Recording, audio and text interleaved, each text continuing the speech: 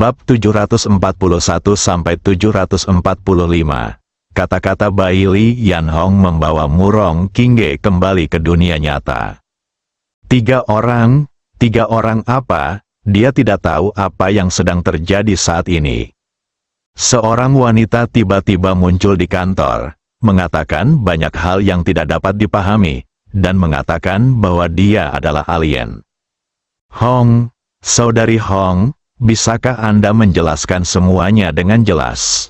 Sederhananya, saya berasal dari peradaban tingkat yang sangat tinggi, dan bertanggung jawab untuk menjaga stabilitas antar peradaban di semua tingkatan dan mencegah pecahnya perang skala besar, yang mungkin mengarah pada genosida. Ketika saya lewat di sini, saya menemukan bahwa seseorang di galaksi Bima Sakti telah menerobos ke alam abadi. Saya mengikutinya dan datang ke bumi. Saya akan segera pergi dari sini, dan saya harap Anda dapat pergi bersama saya. Seseorang menerobos alam abadi. Murong Qingge memikirkan suara yang dia dengar beberapa hari yang lalu yang mengaku telah menembus alam abadi dan menjadi penguasa galaksi, dan bertanya, apakah Lindong di bumi kita yang menerobos alam abadi? Apa itu alam abadi? Lumayan. Orang pertama di galaksi yang menerobos alam abadi adalah Lindong. Adapun apa itu alam abadi? Kekuatanmu terlalu rendah sekarang kamu bisa memiliki umur panjang tanpa akhir dan hidup selamanya. Selama tidak terjadi kecelakaan, kamu bisa hidup selamanya. Kata-kata Bai Li Yanhong seperti bom yang meledak di benak Murong Qingge. Bisakah seseorang hidup selamanya di alam abadi?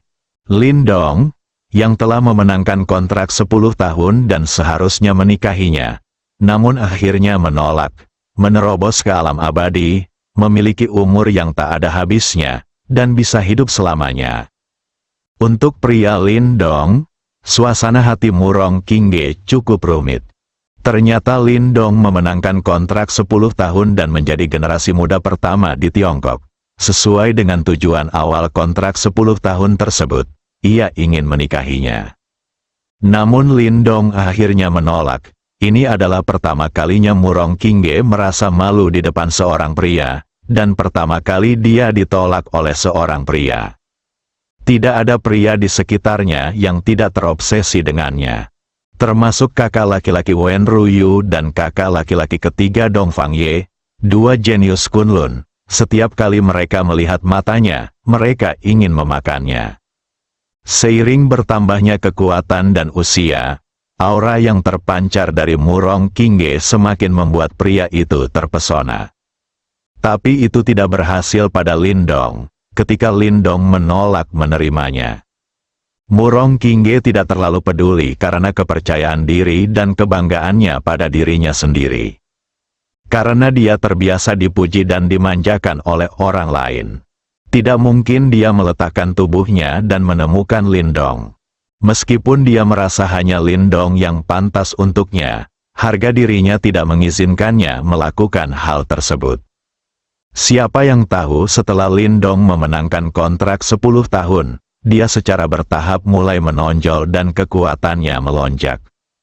Tidak butuh waktu lama untuk menjadi orang pertama di dunia. Sekarang, di mata Lindong, bahkan Kunlun hanyalah sekte kecil yang tidak dia sukai. Hal ini juga membuat Murong Qingge sangat menyesal. Menurut pernyataan guru, Lindong memenangkan kontrak 10 tahun dan menjadi anggota generasi muda nomor 1 di Tiongkok, yang setara dengan menerima keberuntungan seluruh Tiongkok. Dia juga akan menjadi kunci untuk menghadapi bencana besar. Pada akhirnya, fakta membuktikan bahwa Lindong memang menyelamatkan bumi seorang diri. Hal ini membuat Murong Qingge merasa semakin tidak bahagia. Perjanjian 10 tahun ini diprakarsai olehnya agar tidak menyinggung keluarga Zhao dan keluarga Zhuge. Belakangan berkembang menjadi ajang perebutan orang nomor 1 di kalangan generasi muda di Tiongkok. Tak disangka, pada akhirnya Lindong lah yang diuntungkan. Dia, Murong Qingge, adalah pemrakarsa perjanjian 10 tahun, tetapi dia tidak mendapatkan satu pun keuntungan. Hanya menyaksikan Lindong melayang ke langit, jika Lindong menikahinya sesuai dengan perjanjian 10 tahun.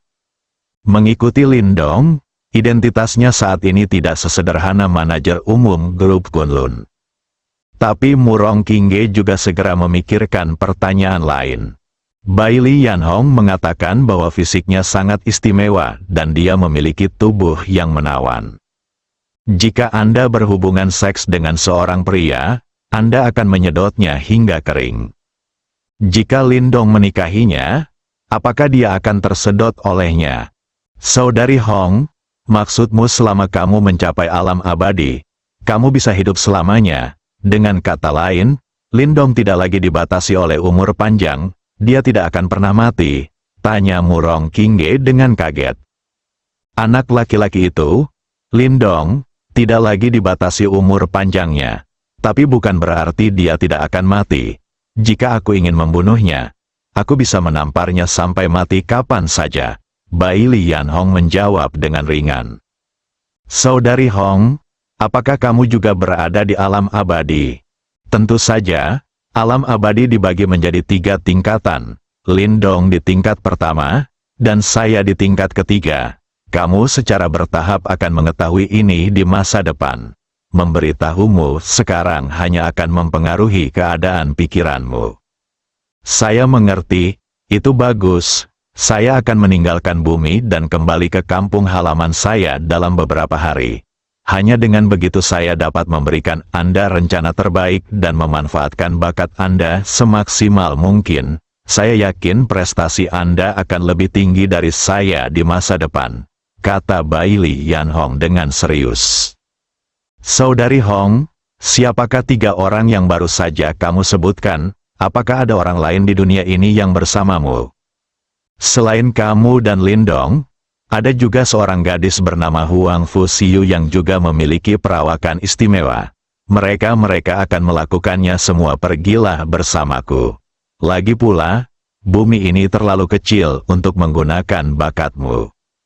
Oke, aku mengerti, Kak Hong, tapi aku masih perlu mendiskusikannya dengan keluargaku. Bolehkah aku memberitahumu jawabannya sebelum kamu pergi? Kata Murong Qingge. Dia tidak setuju atau menolak. Saya hanya mengatakan bahwa saya harus kembali dan mendiskusikannya dengan keluarga saya. Meskipun Bai Li Yanhong mengatakan hampir tidak ada celah, Murong Qingge mempercayainya jauh di lubuk hatinya. Namun Anda masih perlu mengonfirmasinya lagi. Setidaknya Anda harus berbicara dengan guru dan keluarga Anda terlebih dahulu sebelum mengambil keputusan. Ya, tapi kamu harus berpikir jernih. Jika kamu melewatkan kesempatan ini, kamu akan terjebak di planet kecil bumi ini, mengalami kelahiran, usia tua, penyakit dan kematian. Bahkan kamu tidak bisa menyentuh seorang pria pun. Hanya dengan mengikuti aku bisakah kamu mewujudkan impianmu. Jangan khawatir, Saudari Hong, aku akan memikirkannya dengan hati-hati. Oke, aku akan kembali kepadamu sebelum aku pergi. Lu, ada banyak fisik khusus di dalamnya alam semesta. Tetapi sejauh ini hanya ada kita berdua yang memiliki tubuh menawan. Saya hanyalah produk setengah jadi. Saya berharap dapat menjadikan Anda produk jadi yang melampaui saya. Murong Qingge hendak menjawab. Tiba-tiba, Bai Li Yanhong ditemukan hilang. Hanya suara sisa yang menyelimuti telinga. Wanita ini sangat kuat. Kalau tadi dia hanya percaya 10%, sekarang dia hampir percaya 90%. Ada banyak orang yang bisa mengalahkan Murong Qingge. Tapi hanya ada sedikit orang di bumi yang bisa datang dan pergi begitu saja di hadapannya tanpa jejak. Dan mereka semua adalah orang-orang terkenal. Murong Qingge yakin bahwa Bai Li Yanhong pasti tidak ada di antara mereka. Saya khawatir wanita ini benar-benar berasal dari planet lain. Jika Anda ingin menghilangkan 10% keraguan Anda, menghubungi Lindong secara langsung adalah cara terbaik. Namun, Murong Qingge tidak memiliki informasi kontak Lindong. Saat Murong Qingge sedang berpikir keras, dong dong dong. Terdengar ketukan di pintu. menarik kembali Murong Kingge. Masuk, pintu kantor dibuka. Seorang pria berusia 30-an masuk. Orang ini tidak lain adalah Wen Ruyu, murid utama Kunlun. Adik perempuan, apa yang terjadi tadi? Aku mengetuk pintu lama sekali dan tidak ada jawaban. Jika kamu tidak mengatakan apa-apa, aku akan mendobrak masuk. Wen Ruyu bertanya dengan ragu setelah memasuki pintu. Oh, tidak apa-apa. Aku baru saja memikirkan sesuatu dan sedikit teralihkan. Masih khawatir dengan perkembangan perusahaan? Adik perempuan, kamu telah melakukannya dengan cukup baik.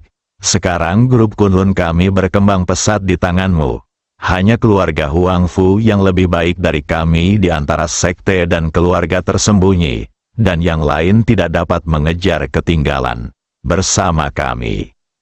Kakak laki-laki senior telah memujiku.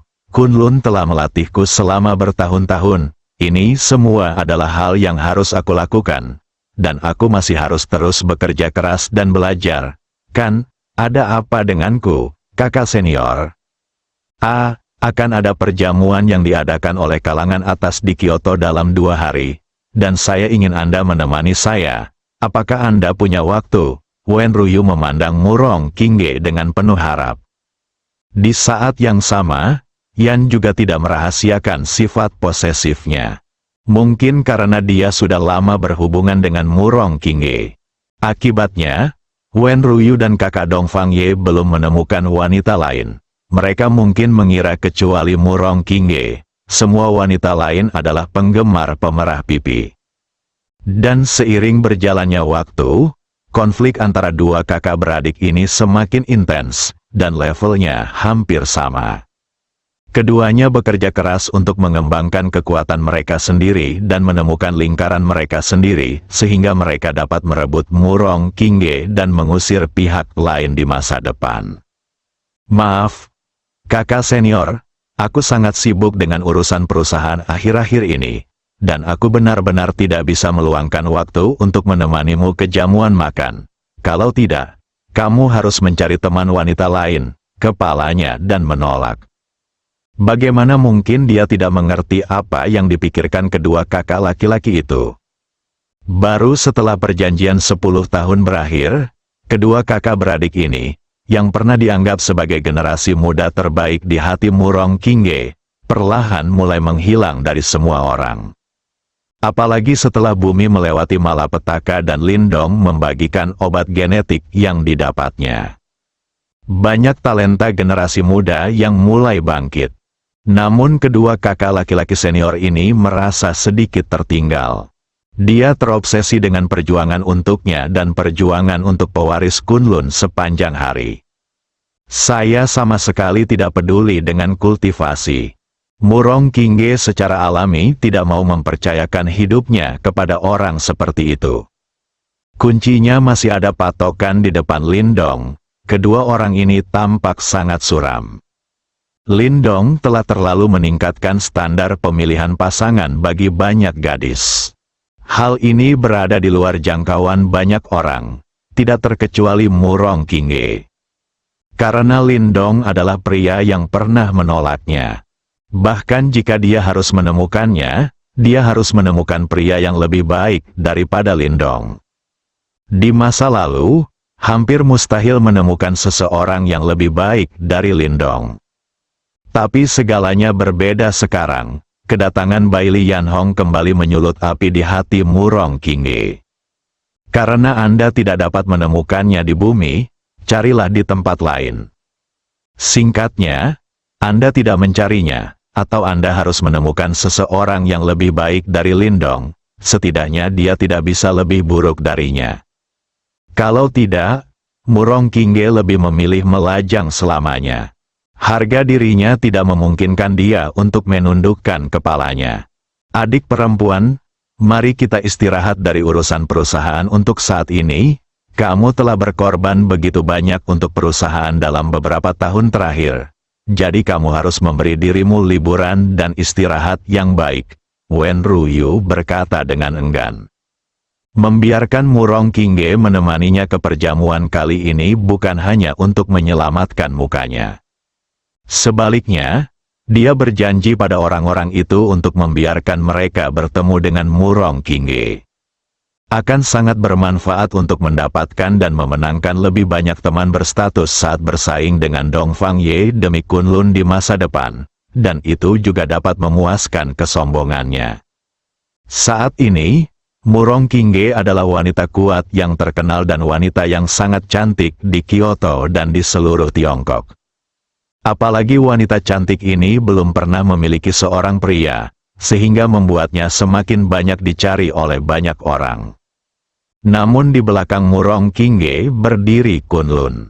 Pada dasarnya tidak ada yang berani menarik perhatiannya. Maaf, kakak senior, saya benar-benar tidak bisa pergi. Perusahaan itu diserahkan kepada saya oleh pemimpin, jadi saya harus melakukan yang terbaik. Saya tidak bisa kehilangan wajah Kunlun dan pemimpinnya. Sebaiknya Anda mencarinya. Orang lain, ayo, Murong Qingge tetap bergeming. Dia tidak sedang berpikir untuk menghadiri jamuan makan sekarang.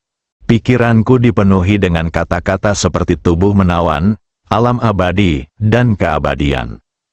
Jika apa yang dikatakan Bai Li Yanhong benar, maka dia harus rela mengikuti Bai Li Yanhong meninggalkan bumi, meninggalkan Bima Sakti, dan pergi ke peradaban yang lebih tinggi dan makmur untuk menyadari nilainya.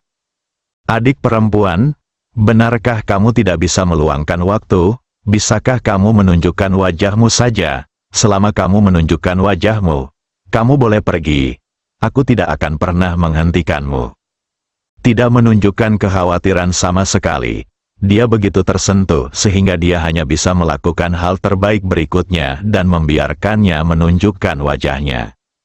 Dia sudah berjanji kepada orang lain bahwa dia akan membawa Murong Qingge bersamanya. Jika dia tidak bisa melakukan ini, bagaimana dia bisa meminta bantuan orang lain di masa depan, di mana harus meletakkan wajahmu? Kakak laki-laki, berhenti bicara. Aku tidak akan pergi ke pesta semacam ini. Oke, aku masih punya banyak urusan perusahaan yang harus diselesaikan. Jika tidak ada lagi yang harus dilakukan, silakan pergi. Aku tidak akan mengantarmu pergi. Murong Qingge turun langsung untuk mengusir para tamu. Jika dia menghadapi kakak senior Wen Ruyu sebelum Bai Li Yanhong tiba, bahkan jika dia menolak, dia akan bersikap bijaksana dan menyelamatkan mukanya untuk Wen Ruyu, dan tidak akan mengatakannya secara terus terang. Tapi sekarang, dia hanya ingin memanfaatkan waktu untuk memastikan apakah perkataan Bai Li Yanhong itu benar. Dia tidak berniat membuang waktu bersama Wen Ruyu di sini. Mungkin dia akan segera pergi. Ketika dia kembali lagi, seluruh bumi, dan bahkan seluruh galaksi, akan merangkak di bawah kakinya. Wen Ruyu bingung dengan kata-kata Murong Qingge. Adik perempuannya belum pernah berbicara kepadanya dengan nada seperti ini sebelumnya. Mengapa hal ini terjadi kali ini? Wen Ruyu terkejut. Mungkinkah adik perempuan sudah memilih adik laki-laki ketiga? Mustahil, mustahil, ini benar-benar mustahil. Tidak peduli bagaimana kamu melihatnya, kamu lebih baik dari adik laki-laki ketigamu. Bagaimana bisa adik perempuan memilih adik laki-laki ketiga? Saya pasti terlalu memikirkannya. Wen Ruyu dengan cepat menggelengkan kepalanya untuk menghilangkan pikiran ini. Karena adik perempuan sibuk, kakak laki-laki senior akan pergi dulu. Kakak perempuan harus memperhatikan kesehatannya dan jangan sampai kelelahan. Wen Ruyu memutuskan untuk menyelidiki terlebih dahulu dan kemudian mengambil keputusan. Saya mengerti, terima kasih, kakak senior, atas perhatian Anda.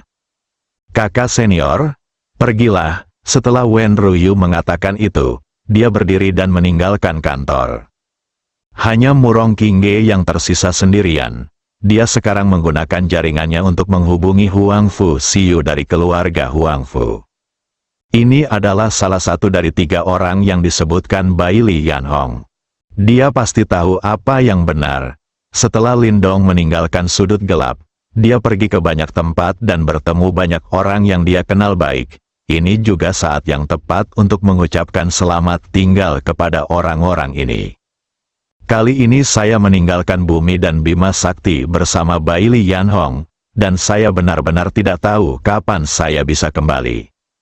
Diperkirakan waktu yang paling singkat adalah 10 atau bahkan 20 tahun. Sulit untuk mengatakan apakah banyak orang akan terlihat lagi. Dengan 3 hari tersisa sebelum periode setengah bulan yang ditentukan Baili Yanhong, Lindong melangkah ke kota ajaib. Memasuki kota ajaib kali ini, Lindong membuat janji dengan 2 orang kenalannya, salah satunya adalah Ye Hong, yang telah menjual hotel kepadanya dan merekrutnya untuk bergabung dengan SCC, dan yang lainnya adalah Zhuge Changqiong, salah satu dari 3 bos SCC. Lindong bukanlah orang yang melupakan asal-usulnya. Meski kedua orang ini sudah menjadi peran kecil baginya sekarang. Tapi Lindong tetap memilih untuk menemui mereka sebelum pergi. Lagi pula, ketika Lindong baru saja mendapatkan sistemnya dan masih sangat lemah, Ye Hong dan Zhuge Changqiong telah membantunya. Sesuai dengan lokasi yang disepakati, Lindong datang ke Menara Ajaib, sebuah bangunan landmark di kota ajaib dan gedung tertinggi di kota ajaib. Setelah Menara Ajaib hari ini, Lindong langsung menuju puncak. Zhuge Changqiong dan Ye Hong sudah menunggu di pintu lift. Begitu Lindong keluar dari lift, mereka berdua bergegas menyambutnya. Tapi yang mengejutkan Lindong adalah selain Zhuge Changqiong dan Ye Hong, ada orang lain. Luo Hongyu, salah satu dari 3 bos SCC, Lindong juga cukup terkesan dengan wanita ini. Pada konferensi kencan 10 tahun, Luo Hongyu berkelahi dengan orang-orang dari keluarga Tang dan akhirnya terluka. Untuk menyelamatkan Luo Hongyu, dia telah melihat tubuh bagian atas pihak lain. Meskipun itu untuk menyelamatkan orang, tapi aku baru saja menontonnya. Anda harus tahu bahwa selain Yunxi, Lindong hanya melihat tubuh wanita ini, Luo Hongyu. Baili Yanhong berada dalam ilusi mental dan belum melihat aslinya. Jadi itu tidak dihitung. Tuan Lin ada di sini. Silakan datang dengan cepat, kami telah lama menunggu Anda. Zhuge Changqiong menyapanya dengan sopan. Dia tahu sejak awal bahwa Lindong bukanlah orang yang sederhana.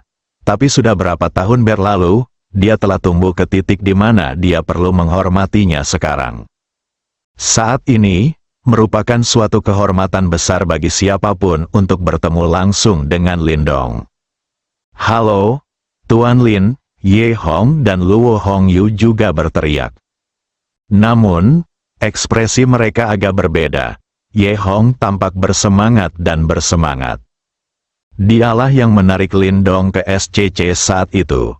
Dengan kebangkitan Lindong, dia dengan cepat mendapatkan apresiasi dari Zhuge Changqiong. Sekarang dia telah memasuki level inti SCC dan telah menjadi sosok yang kuat di mata banyak orang.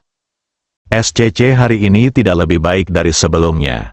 Meski pada dasarnya tidak mungkin Lindong bisa tampil di berbagai kegiatan SCC. Tapi namanya masih populer di SCC. Berdasarkan hal ini saja, tidak ada yang berani macam-macam dengannya, dan banyak sekali generasi kedua yang berlomba-lomba untuk masuk.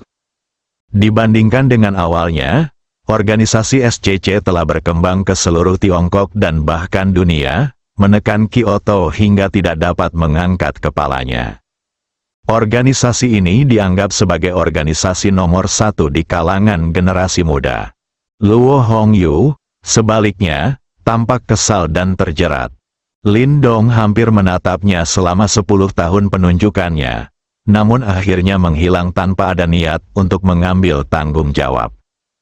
Hal ini membuat Luo Hongyu mulai meragukan dirinya sendiri. Apakah dia begitu tak tertahankan? Luo Hongyu merasa meskipun dia tidak sebaik Murong Qingge, seorang wanita dengan keanggunan yang tak tertandingi, dia tidak jauh di belakang. Bukan? Kita mempunyai apa yang seharusnya kita miliki, dan apa yang seharusnya besar itu cukup besar. Namun, Lindong hanyalah orang bodoh yang tidak mengerti gaya. Lalu Lindong menjadi penyelamat bumi. Luo Hongyuxin bahkan lebih buruk lagi. Zhuge Changqiong, yang awalnya sangat baik dalam segala aspek di matanya, bahkan tidak lebih buruk dari Lindong. Faktanya, Luo Hongyu bukanlah satu-satunya yang memiliki pemikiran seperti itu. Semua wanita lajang yang pernah berhubungan dengan Lindong memiliki gagasan ini. Entah itu Luo Hongyu, Leng Qingqiu, Sangguan Mingyu, atau Yao Sui. Setelah mereka melakukan kontak dengan Lindong, dia sama sekali tidak tertarik pada pria di sekitarnya, dan sama sekali tidak ada kekurangan yang ditemukan pada Lindong. Dapat dikatakan bahwa pandangan pertama Lindong adalah sebuah kesalahan seumur hidup. Jangan terlalu sopan, kita semua berteman. Ayo masuk bersama. Tujuan utama datang ke sini kali ini adalah untuk bertemu dengan teman-teman sepertimu yang sudah lama tidak bertemu kami. Tidak ada arti lain, Lindong berkata sambil tersenyum. Meskipun dia memiliki status tinggi sekarang, dia tidak menghiraukan teman-temannya.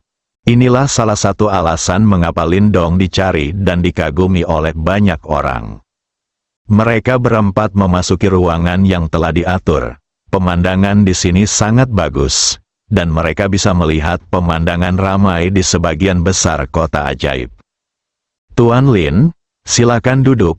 Lindong tidak sopan dan memimpin untuk duduk. Dia tahu jika dia tidak duduk, orang lain tidak akan berani duduk.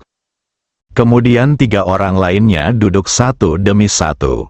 A merupakan kehormatan besar bagi kami, Tuan Lin, untuk meluangkan waktu dari jadwal sibuknya untuk datang menemui kami.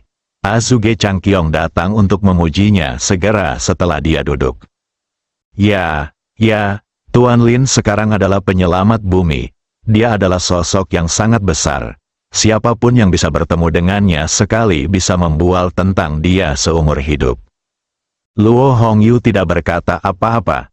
Sejak Lindong muncul, matanya tidak pernah lepas dari Lindong, penuh kebencian. Lindong secara alami menemukannya sejak lama.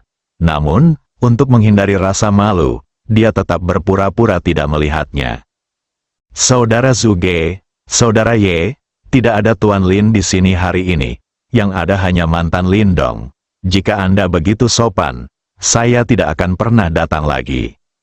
Lin, Saudara Lin benar, tapi kami dibutakan demi sehelai daun.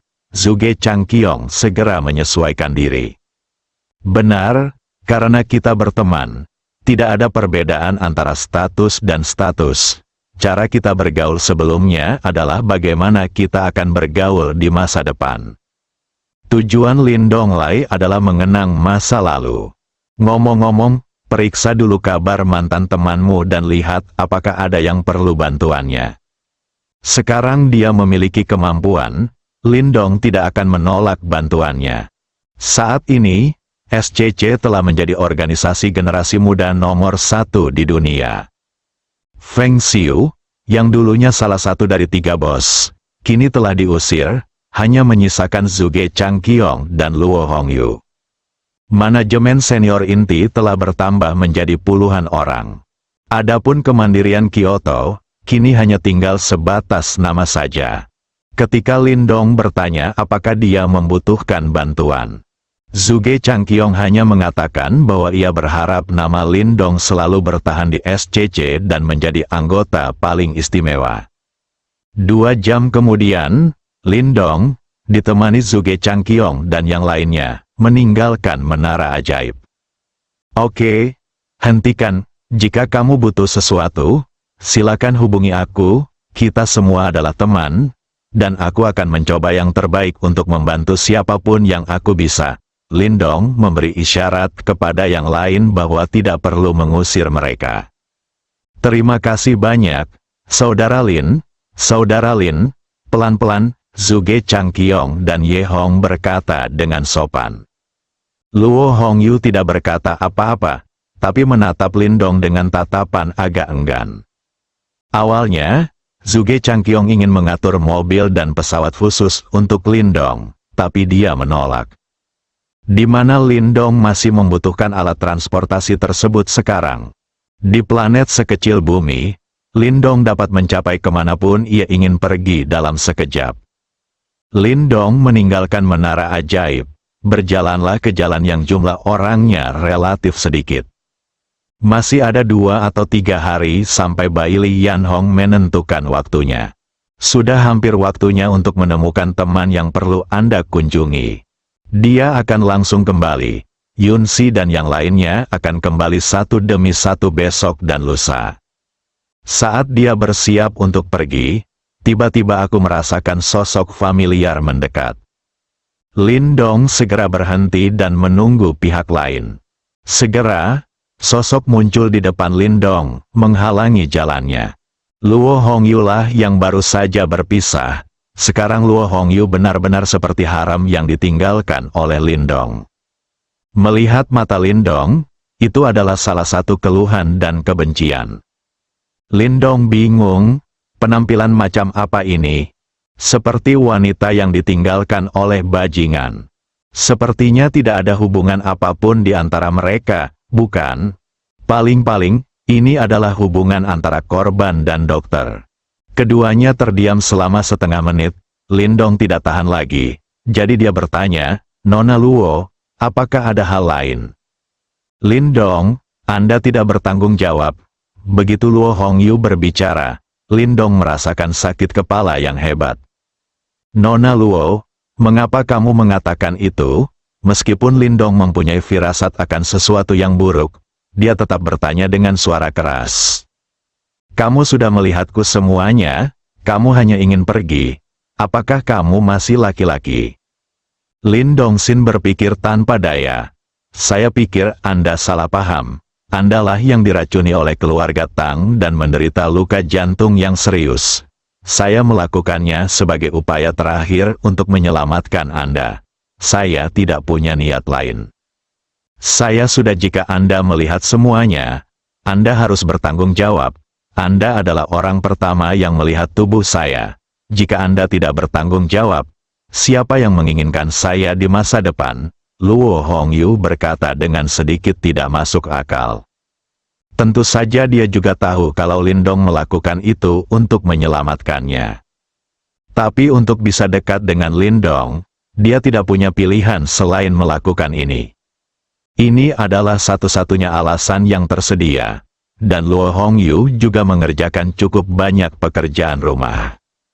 Lindong bukanlah tipe orang yang menjadi kejam dan murung setelah menjadi berkuasa. Dia masih mempertahankan perasaannya yang sebenarnya. "Kalau tidak, saya tidak akan datang menemui teman-teman lama ini." Itu sebabnya Luo Hongyu berani membuat masalah secara tidak masuk akal di depan Lindong. Jika tidak, dengan kekuatan dan status Lindong saat ini, dia bisa menghancurkan keluarga Luo hanya dengan satu kata.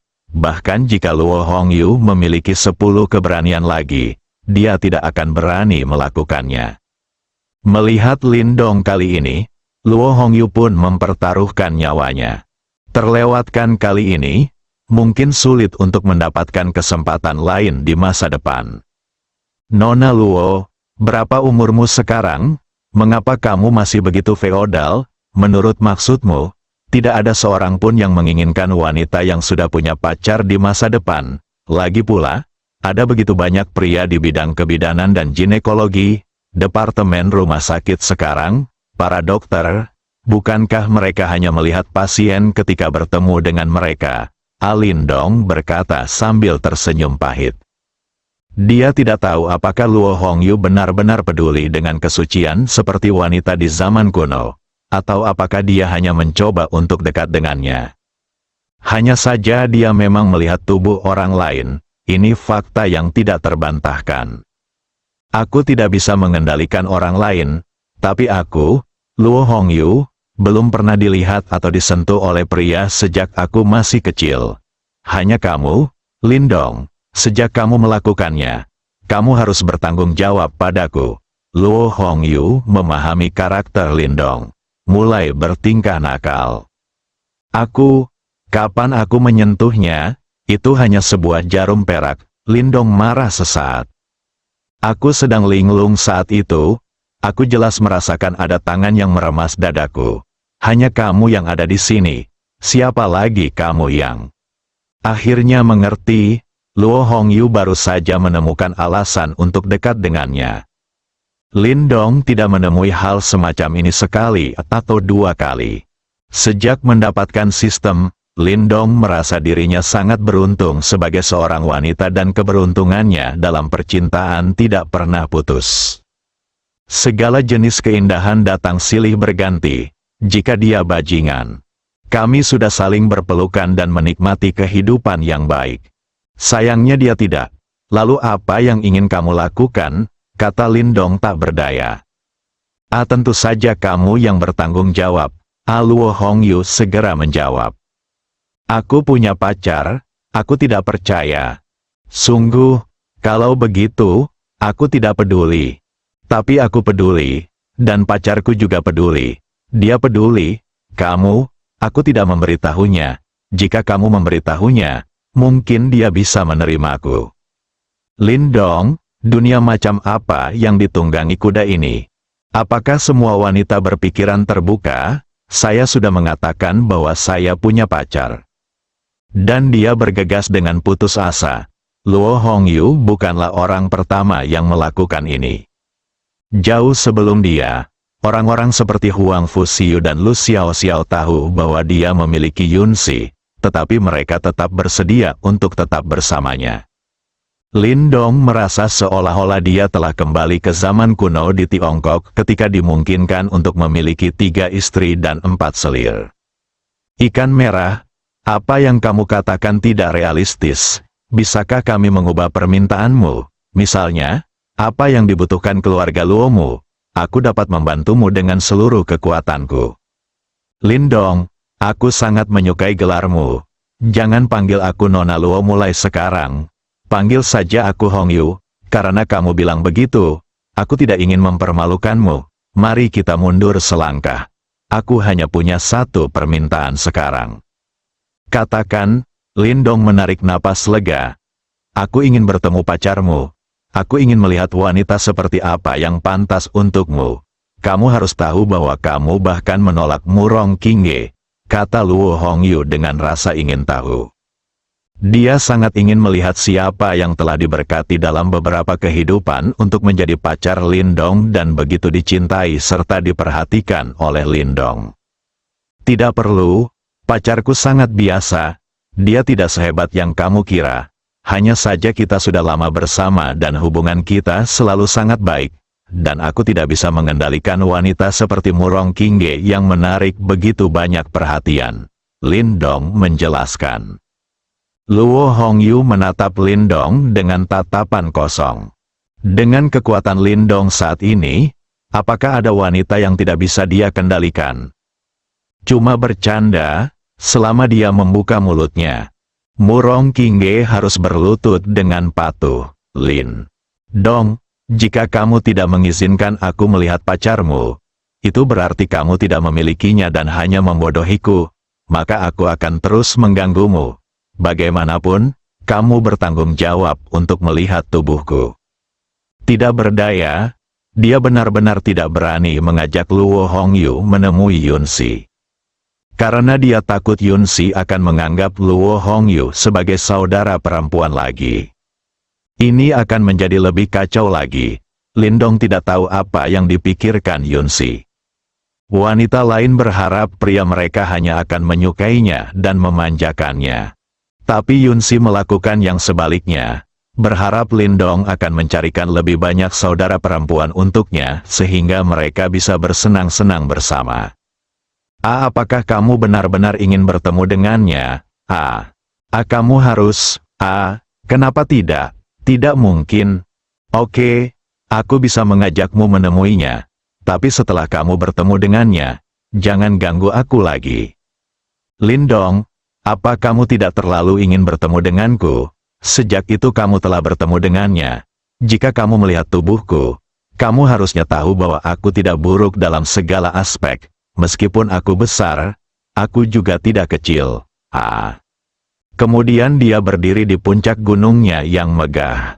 Ikan merah, ini bukan soal ukuran. Semuanya harus datang berdasarkan siapa yang datang lebih dulu, kata Lindong sambil tersenyum masam. Maksudmu kita terlambat bertemu? Jika kita bertemu lebih awal, kamu masih menyukaiku? Lindong, pada akhirnya, Lindong harus setuju untuk mengajak Luo Hongyu menemui Yunsi. Jika tidak, dia tidak akan memiliki solusi yang baik dalam menghadapi keterikatan Luo Hongyu. Ia tidak bisa ditekan secara langsung seperti musuh. Saya tidak bisa memukulnya, saya tidak bisa memarahinya, jadi apa yang bisa saya lakukan? Lindong sebenarnya tahu kekurangannya, dia hanya perlu bersikap kejam. Sama sekali tidak mungkin hal itu dapat menyebabkan situasi kacau seperti sekarang ini. Tapi bagaimana dia bisa begitu kejam terhadap wanita yang dia kenal seperti Huang Fuxiu, Lu Xiaoxiao, dan Luo Hongyu? Terutama orang-orang seperti Huang Fuxiu, ketika bumi diserang oleh gelombang kedua keluarga Feng, dia bahkan ingin menggunakan nyawanya sendiri untuk memblokir lawan dan menciptakan peluang bagi Lindong untuk melarikan diri. Bahkan beberapa wanita lain, jika menghadapi situasi ini, Lindong curiga mereka akan memilih pendekatan yang sama seperti Huang Fuxiu. Hal ini membuat Lindong semakin tak tertahankan untuk melakukan sesuatu yang menyakiti mereka. Dia bahkan tidak bisa berteman. Terlebih lagi, mereka adalah wanita yang rela berkorban demi dirinya. Bahkan lebih mustahil lagi bagi Lindong untuk melakukannya. Dan untuk membuatnya lebih kasar, merupakan berkah bagi Lindong bahwa seorang wanita menyukainya dan bersedia berkorban untuknya. Kualifikasi dan alasan apa yang dia miliki untuk menghentikannya? Mari kita katakan dengan cara lain. Jika orang-orang seperti Huang Fuxiu dan Zhao Xuan masing-masing menemukan seorang pria, dan mereka saling bercinta setiap hari, apakah Lindong akan bahagia? Bisakah dia menanggungnya? Saya khawatir itu juga tidak akan berhasil. Jadi Lindong mengambil langkah demi langkah. Ketika dia bisa melewati rintangan di hatinya, dia bisa menerimanya. Untungnya, fokus mereka sekarang tertuju pada menerobos alam abadi. Hanya dengan menerobos alam abadi, hanya dengan begitu Anda dapat hidup selamanya dan berumur panjang tanpa akhir. Mereka masih memiliki umur panjang di depan mereka. Lindong, haruskah kita pergi sekarang? Atau haruskah kita menunggumu istirahat selama sehari dan berangkat besok? Luo Hongyu bertanya. Ayo pergi sekarang, ajak Lindong. Oke, aku akan memesan penerbangan sekarang. Tidak, naik pesawat terlalu lambat, biarkan aku mengantarmu ke arah lain. Setelah Lindong selesai berbicara, dia mengambil beberapa langkah ke depan, berjalan ke Luo Hongyu, dan lalu menggunakan kekuatan spiritual untuk menyelimutinya. Kemudian dengan lambaian lembut tangan besarnya, retakan muncul di depan kedua orang itu. Lindong meraih Luo Hongyu dan melangkah masuk tepat di bawah tatapan kagetnya. Setelah mereka pergi, celah ruang itu tertutup, seolah-olah tidak terjadi apa-apa. Setelah memasuki celah luar angkasa, Luo Hongyu merasa dunia berputar dan dia segera menutup matanya, kepalanya terasa pusing. Sebelum dia bisa pulih, matanya tiba-tiba bersinar. Lindong merobek celah di halaman tempat dia tinggal dan berjalan keluar. Tidak ada seorang pun di halaman, semua orang mungkin belum kembali. Yang mengejutkan Lindong adalah bahkan Baili Yanhong pun hilang. Dia mungkin tidak tahan dengan kesepian dan pergi keluar untuk bersantai.